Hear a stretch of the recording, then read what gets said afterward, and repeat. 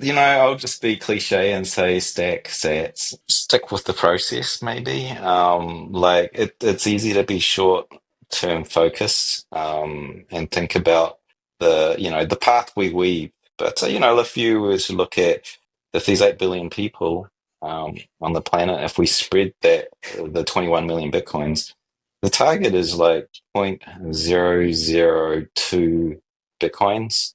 It's a very small amount. If and we're talking about this over less than a generation, maybe 15 years. That's the process. Willy Woo is a popular on-chain Bitcoin analyst. Over the years, Woo has shared many valuable insights on Bitcoin and crypto market dynamics.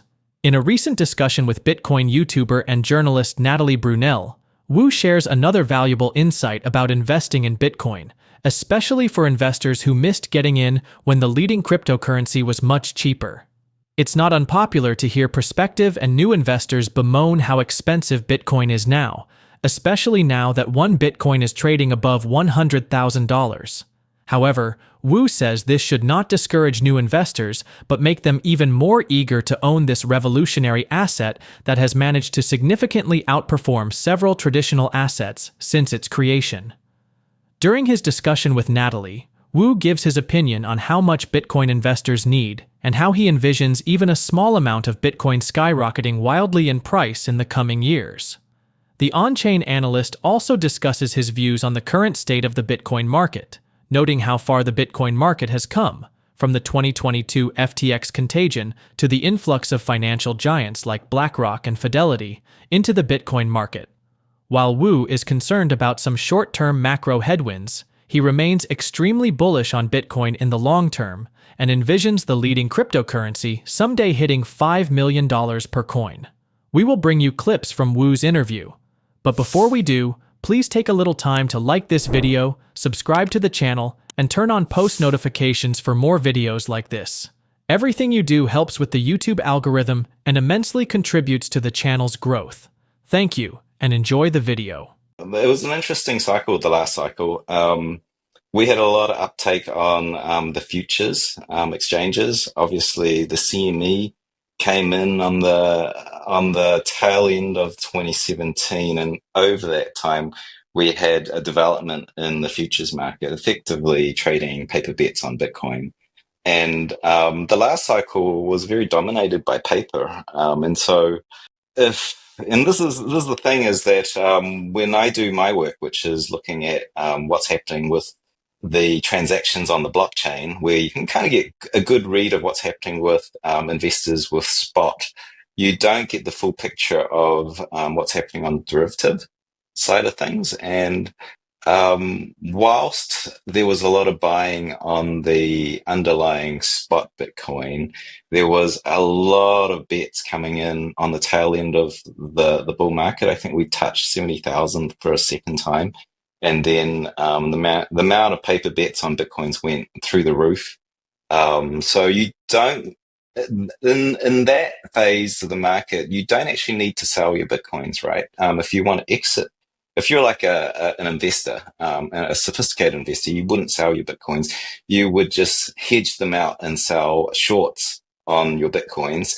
And it turned out that you would collect something around 20% annualized yield by netting out to cash. And that's actually what happened. And that tipped the market. And then, of course, the weakness in the underlying crypto side of things, like Terra blowing up, and then a cascade of liquidations and like earn products blowing up, and eventually FTX blowing up. We had a very, very pronounced bear market as a lot of coins got dumped. And so it turned out the bottom of the bear market of 2022 was just after the FTX collapse. And that was when all the paper evaporated. They stopped their shorts. And a lot of Bitcoins got scooped up off of exchanges. Some of that was probably custody risk, but I think a lot of it was bought up. And that marked effectively the start of January 2023 bull market. And the interesting thing about this cycle right now is, of course, spot is back in, right? We've had the ETFs come in finally, and that has allowed the institutional type and also high net worth types to buy the ETF through traditional, TradFi exchanges. And so where previously, if you wanted exposure to Bitcoin, there was no real, you had to do offshore exchanges, really sort of grey water, sort of regulated markets. It's sort of regulated, but now you've got, so you could only get long exposure through the CME. Now with the spot, that's brought a lot of spot dominance back into the game, and that's much more bullish for Bitcoin. If you think about bets on Bitcoin, that's effectively debasing the currency, right? Because if I am wanting to buy Bitcoin and I have to buy spot like before futures, then someone very, very rare in the world who has Bitcoin has to sell it to me, and they've got to be convinced to sell it to me.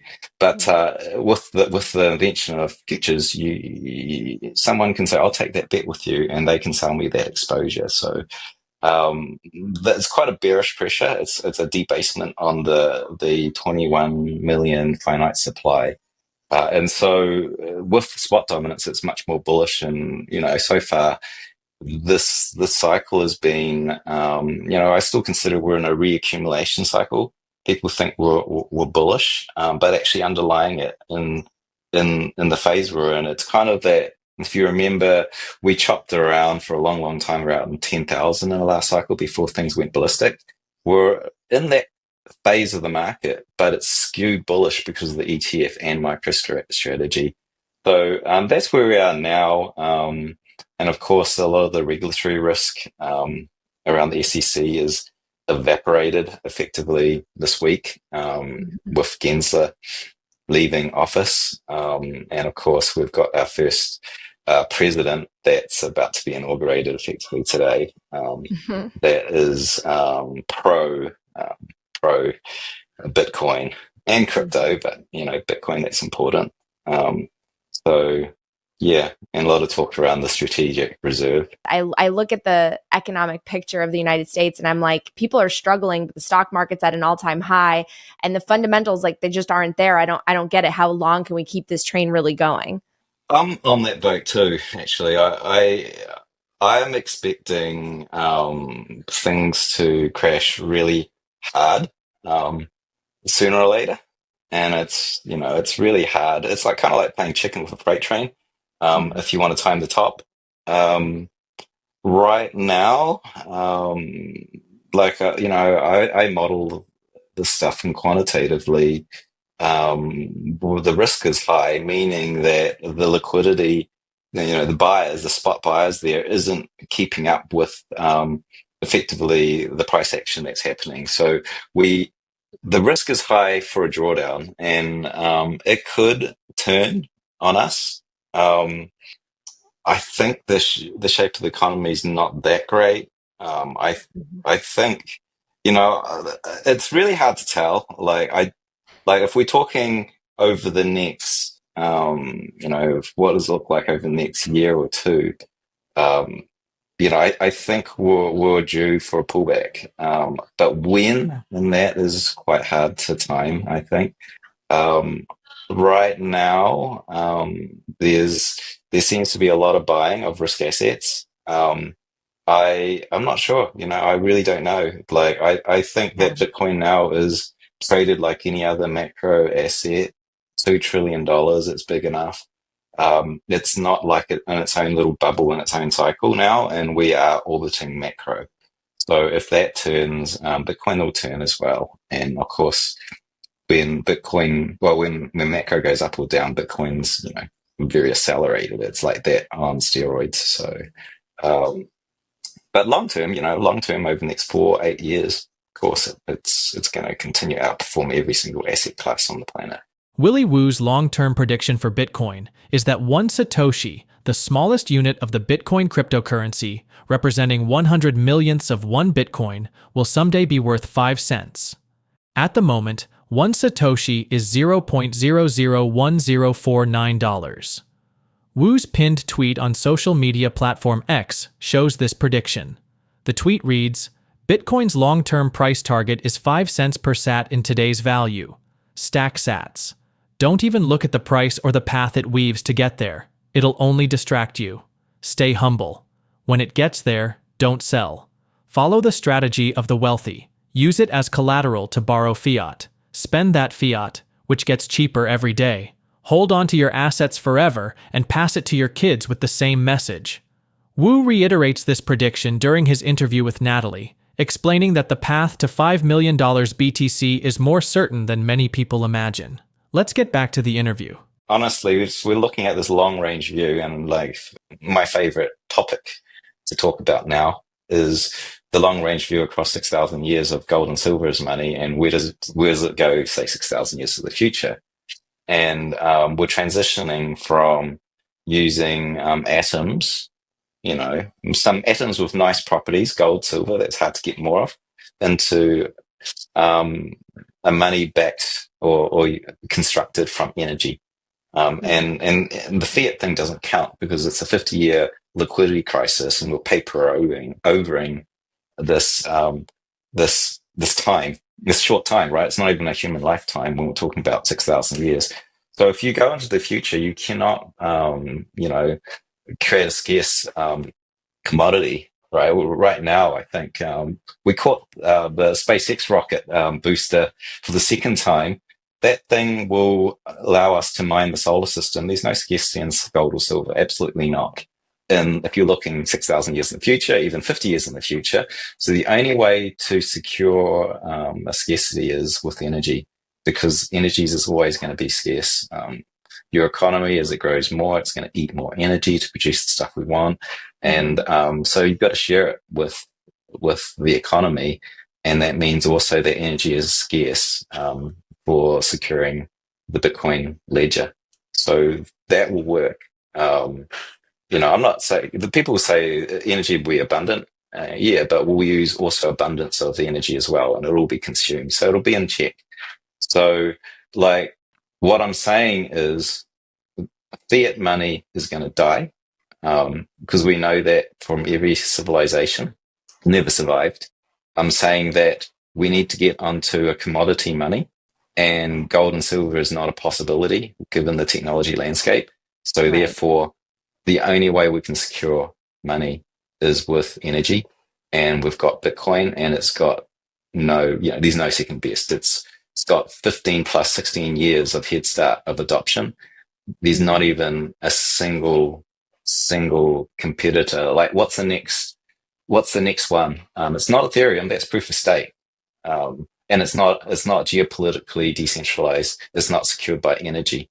It's secured by like fiat. It's social consensus. Everyone agrees that this thing has value. So the next one is Litecoin, I think. Right. So we've only got Bitcoin. So if you look at if it's going to be the money for the entire economy, then all the money in the system equals world GDP and roughly all the value of the publicly listed companies. 100 trillion, 100 trillion, 100 trillion. They've always been relatively in check because you need this amount of money for this amount of trade and this amount of producing businesses. So that today is roughly 100 trillion, and that gives you the 5 cents. So it'll get there, and don't worry about how it's going to get there. But if you look at when it'll get there, you just trace the adoption curve of Bitcoin till it reaches near saturation, and maybe that's 15 years or something like that. That's it. And how it will fail is if Bitcoin fails. I'll just be cliche and say stack sats and be humble. And I think it's also a time to be humble as well because we've come so far. And yeah, like do something with your Bitcoins. Don't say sell them, but like you're going to have wealth if you've been stacking. And I would say do something good for the world with it.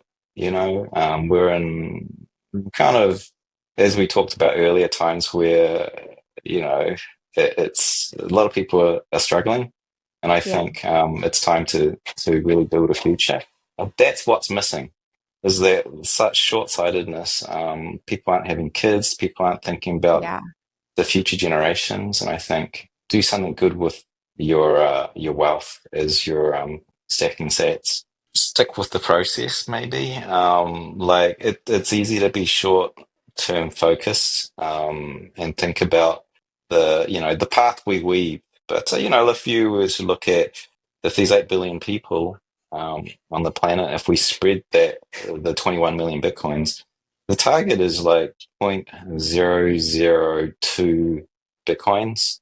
It's a very small amount. And we're talking about this over less than a generation, maybe 15 years. That's the process. Just stick with it. And yeah, I don't know what else to say there. We, I know that people are now not buying real estate. They are it's too much hassle. They're Yeah. buying their bitcoins.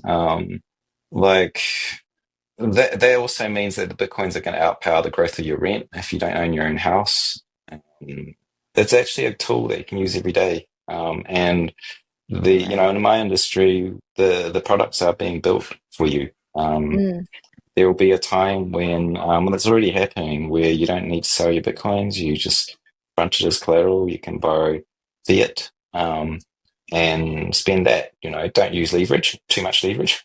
Right. You might borrow 5% of your value of Bitcoin or something. You can do it in a way it doesn't get rehypothecated. It doesn't Mhm. get like all the stuff that happened in 2022, where people took your Bitcoins and then gave it to some trading firm unknown, and they would give it to some, and then you realize it's in DGen bets at 3AC or something.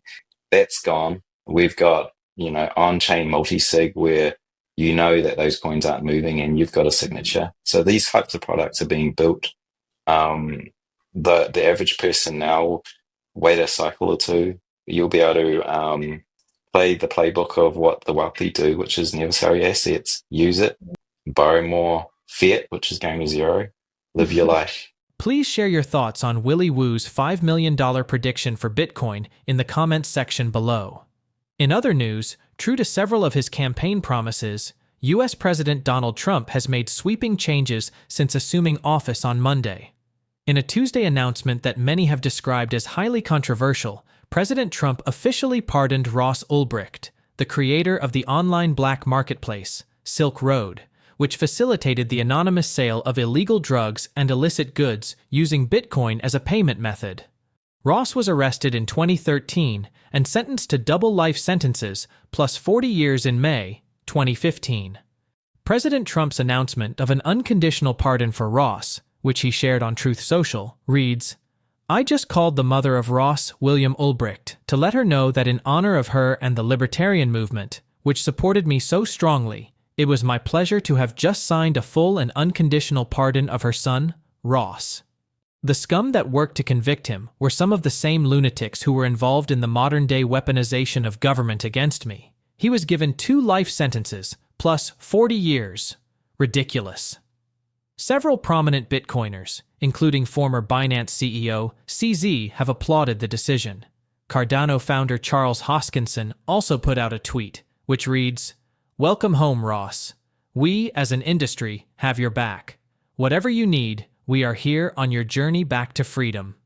President Trump has also made sweeping changes in regulatory agencies, including the Securities and Exchange Commission and the Commodities Futures Trading Commission. One of the CFTC's Republican members, Caroline Pham, has been announced as the acting chairperson for the regulatory agency. According to reports, Pham, a former Citibank executive, has a deep background in crypto and has worked on formulating suitable digital assets policies at the commission. Mark Uyeda, a member of the Republican Party, who has served as a commissioner of the SEC, also got the nod as the agency's acting chairperson.